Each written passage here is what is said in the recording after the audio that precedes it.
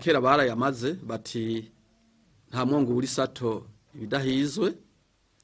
Tugize iminsi muco nita campagne de sensibilisation aho twashoboye kugirisha amanama menshi cyane abakozi bacu, tubasaba kwicungera, tubasaba kuvavanura n'ingeso nkumbure zagiye ziribonekeza muri kahise.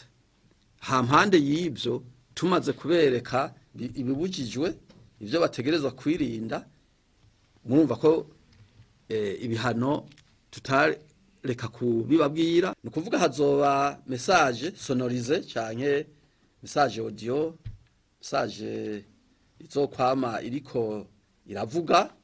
Izoba muri iyo message bazokominikamwo n'iyo nimero. Izoba igizwe n'amajambo ahanini yerekana neza abakozi ingene bategerezwa kwigenza, mugabo twongera duhamagarira n'izo ngenzi nyene zishitse. Hariho ibyo twifuza boza baririnda.